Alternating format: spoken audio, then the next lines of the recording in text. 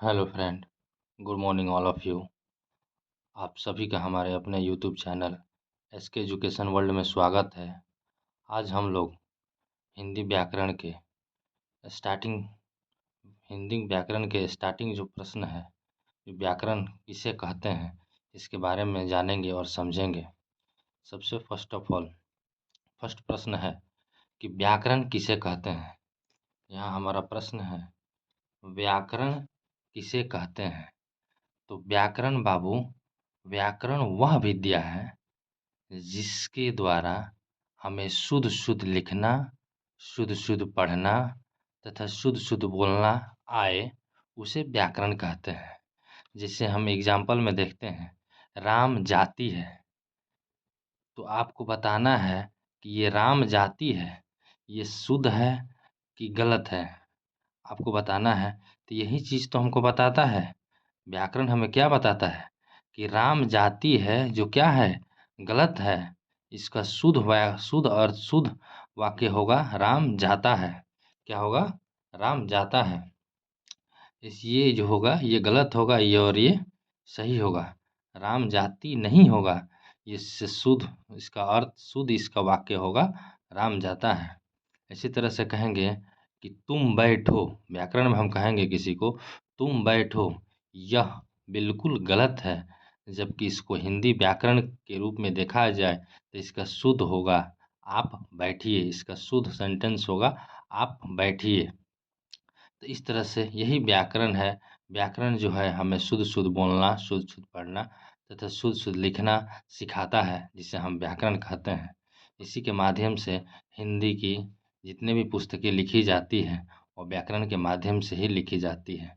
जो विदेशी भाषाएं बोली जाती है वह डायरेक्ट लैंग्वेज में रहती है, जो बिना व्याकरण के रहती है। लेकिन हमारे यहाँ के जो भी अंग्रेजी है, ग्रामर के रूप में रहती है, जो शुद्ध रहती है। हिंदी व्याकरण है जिससे हमें शुद्ध शुद्ध लिखना, पढ़ना, बोलना सीखते हैं। आइए नेक्स्ट देखते हैं, व्याकरण के कितने भेद होते हैं। बाबू, व्याकरण के कितने भेद होते हैं। तो व्याकरण के बाबू 4 भेद होते हैं। ये सब प्रश्न पूछता भी है बोर्ड के एग्जाम में या 9th 10th किसी भी परीक्षा में पूछा जा सकता है कि व्याकरण के कितने भेद होते हैं। तो व्याकरण के उत्तर है, व्याकरण के 4 भेद होते हैं। पहला हो जाएगा वर्ण, दूसरा हो जाएगा शब्द, तीसरा हो जाएगा पद और चौथा हो जाएगा वाक्य। तो आइए हम इसके बारे में एक एक करके जानते हैं। वर्ण क्या है, शब्द क्या है, पद क्या है और वाक्य क्या है। बाबू, आप इसको ध्यान से देखिएगा और समझिएगा। यह आप लोगों के लिए बहुत ही वीवीआई प्रश्न है।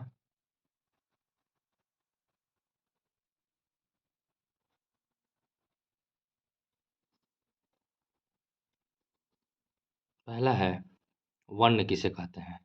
तो बाबू 1 नंबर है, व्याकरण के 4 भेद होते हैं जिसमें से पहला है, इसको वर्ण या अक्षर कहा जाता है। वर्ण को हम क्या कहते हैं? अक्षर कहा जाता है, अक्षर भी कह सकते हैं। तो वर्ण भाषा की सबसे छोटी इकाई ध्वनि, भाषा की सबसे छोटी इकाई क्या होती है? ध्वनि को वर्ण कहते हैं।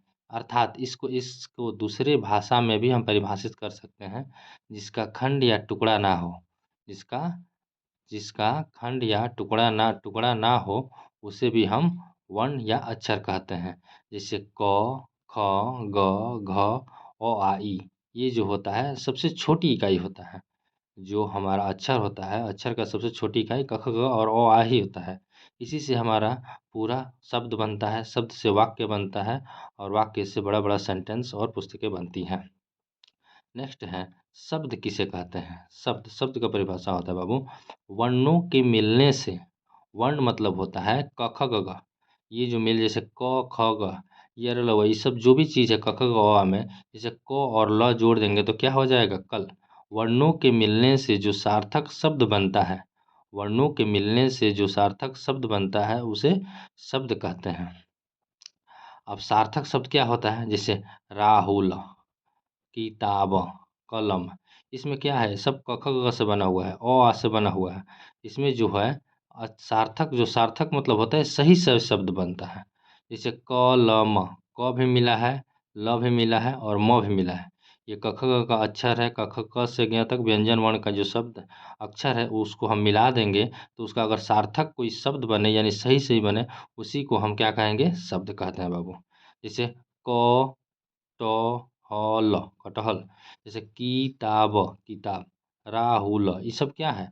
ये सार्थक शब्द, ये शब्द बताता है कि ये जो शब्द लिखा हुआ है सही शब्द है, जिसका कोई अर्थ निकले, जिससे हमको मालूम चले कि हाँ, ये जो शब्द का कुछ मीन्स मतलब होता है, इसका कुछ अर्थ निकले, उसी को हम शब्द कहते हैं बाबू। नेक्स्ट है पद। नेक्स्ट हम देखते हैं। नेक्स्ट है बाबू, अब हम देखेंगे कि तीसरा है पद किसे कहते हैं। तो पद हो जाएगा जब किसी सार्थक शब्द का प्रयोग वाक्य में होता है तो उसे पद कहते हैं। अब सार्थक शब्द क्या होता है? सार्थक शब्द मतलब होता है कि किसी भी सेंटेंस में अगर हम सार्थक शब्द जिसे देखेंगे, राम किताब पढ़ता है, तो राम जो है, रा और मा, राम का अर्थ हो सार्थक शब्द है, तो ये एक पद हो रहा है। किताब भी क्या है? एक पद है। पढ़ता भी क्या है? एक पद है। तो ये पद के जो वाक्य जो बनाया हुआ है, उसमें ये पद, एक पद, दो, तीन अलग अलग करके पद है, जो सार्थक पद है, इसको मिलाने से एक वाक्य बन जा रहा है, तो इसी को पद कहा जाता है। इसका अर्थ कुछ निकलता है, इस शब्द का सार्थक मतलब होता है सही शब्द का प्रयोग किया गया है। ठीक है ना? जैसे राम किताब पढ़ता है, तो ये क्या हो जाएगा? ये सेंटेंस जो हो दिया हुआ है, वाक्य दिया हुआ है, इसमें जो भी पद है वह एक सार्थक और सही पद है, जिसको हम पद कहते हैं। नेक्स्ट बाबू, वाक्य। बाबू हम लोग जानते हैं कि अक्षर मिल दो दो को तीन तीन को अक्षर मिल के शब्द बनता है। शब्द दो दो को तीन तीन को शब्द मिल के क्या बनता है? वाक्य बनता है। और वाक्य हम जानेंगे तो वाक्य क्या बनता है। तो शब्दों के समूह से बनने वाले सार्थक अर्थ को वाक्य कहते हैं।